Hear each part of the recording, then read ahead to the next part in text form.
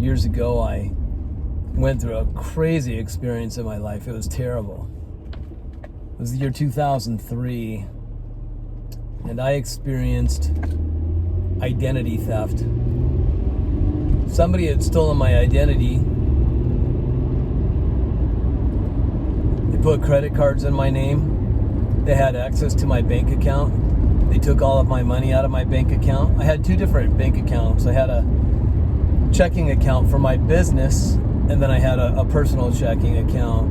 And both of them were withdrawn. All the money was withdrawn from both accounts.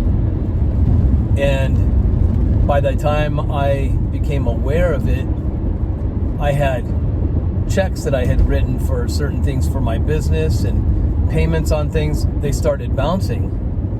And when you have checks bounce, you get what's called a bounce check fee also. So now I'm having bounce check fees multiplying on me. You know, I owned a business, and so I had money going out to all these different companies that I bought products from. I had a hair salon and a tanning salon, all built into one business, like tanning beds. And so anyway, all of these checks started bouncing like crazy, and my bank manager actually is the one that contacted me and said, "Do you know what's going on with your business? You're overdrawn." And I had like a certain amount of money that I think it was $5,000 if that the bank would cover if I could go deficient about $5,000. So both accounts were set up that way. So now I'm negative $10,000 total, not including all these bounce check fees that I was getting, and it was a nightmare. And I had to actually try to prove myself. I had to prove who this was, like do all the investigation. The bank did what they could, but the one thing that they couldn't do back then was refund me my money. They had to catch the identity thief, and then what would happen is I would have to prosecute that identity thief, which could take years according to the attorneys that I had spoken to. And then I'd have to be able to get my money back from that identity thief. So it was a nightmare. And by the year 2004, I had claimed bankruptcy. I had to claim bankruptcy, and it was really tough, especially because it happened shortly after I had just left the Jehovah's Witnesses religion. Lost much when I did that, and then also went through a divorce, all at the same time. And shortly after the divorce, tried to financially recover from that one, and suddenly I get identity theft, and so it all hit me real hard. It was like my own personal little Armageddon I went through. The point is that I'm getting at is that an identity thief, they call it identity thief, but they're not really stealing my true identity, because I never lost who I am. I was still Michael Lehre, born January 29th of 1972. Still have the same social security number and all that stuff. I was still me. But somebody posed like me, pretended to be me, right? But they truly weren't me, but they stole my identity, but not truly. Do you understand? They didn't truly steal who I am. The point I'm trying to make is, in the Bible, Jesus talks about a thief that comes to steal, kill, and destroy. For instance, the thief that came into my life stole my stuff,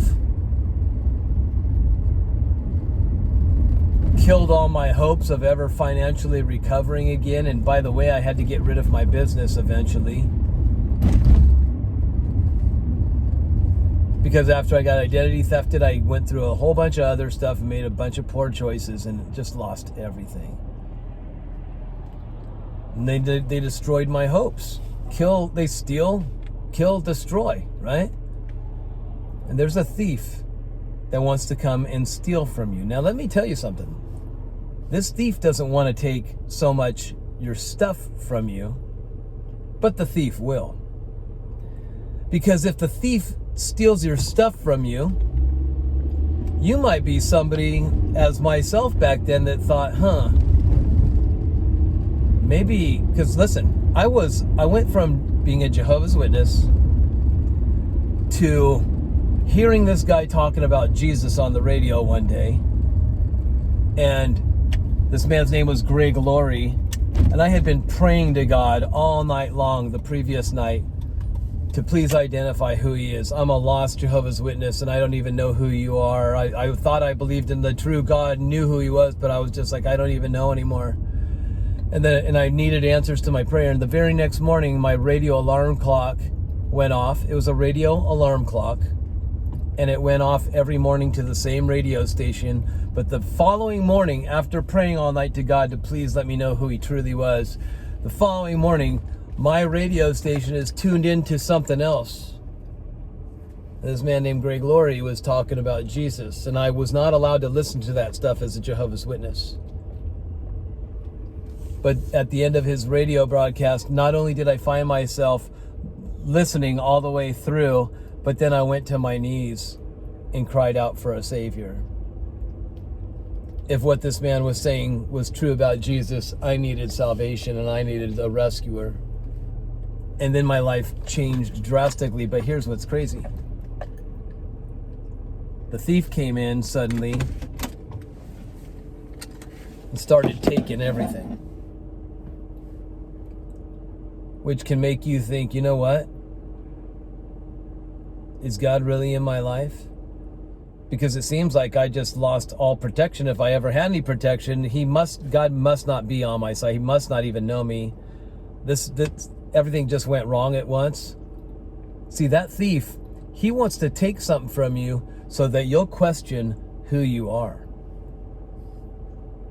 For instance, when Jesus was baptized, when he came up out of the waters, do you know the heavens opened up and a dove came down upon him? It says the Spirit came like a dove and it rested on him, which is amazing, because I remember there was a dove in Noah's ark, and Noah lets this dove out and she didn't come back.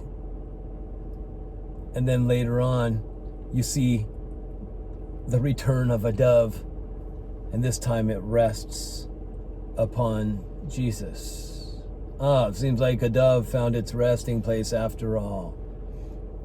And then this voice comes out of heaven, and the voice says, "This is my son, the beloved." Ooh, this is my son, the beloved. The beloved, which means the greatly loved one. So the very next thing that happens is Jesus finds himself being led by the Spirit to go into a wilderness so that the tempter, the thief, can come. And what does that tempter, that thief, do? The very thing he does is goes after this one who is called the beloved Son. He goes after his identity, and he says, if you truly are the Son of God, then do this. Prove yourself. Prove it. If you truly are the Son of God, show me. Do some miracles. Make some things happen. Turn a rock into bread. Jump off of this thing, and the angels will catch you. Prove who you are. See, he was trying to get Jesus to question his identity. And then he could not steal Jesus' identity, but if he gets Jesus not to know who he is, well, it is like stealing identity. And you know what's crazy is the devil says, if you truly are the Son of God. He takes that beloved word and doesn't even say, if you truly are the beloved Son. He's like, well, let's not include that. Let's just go after if you are the Son of God. Because he definitely doesn't want to remind Jesus, the beloved one, right? You're greatly loved. No, he's just going to say, if you're the Son of God. So let's not only not include that you're greatly loved, right? But then let's just say, are you even a son? Because as far as I know, that day I called upon Christ, he came to me, and I inherited his sonship, his identity in me. Right? That's his promise. Just believe it and it's yours.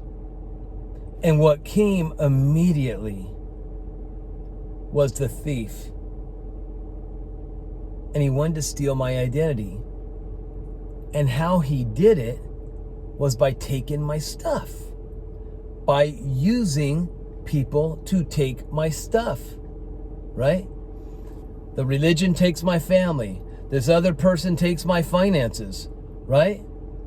And then my hopes and dreams, all these things are stolen, and then that killing everything in me, killing the identity, the idea that I'm a son now, killing that, destroying it. See, he's a thief that comes to kill, to steal, kill, and destroy. So what am I saying? I'm saying what I've been saying for a while. You've got to know who you are and hold on to that identity. And don't let anybody get you to question it.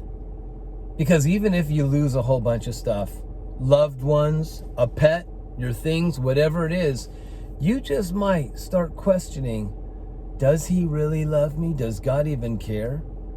Am I even who he says I am? And you start questioning things, you see?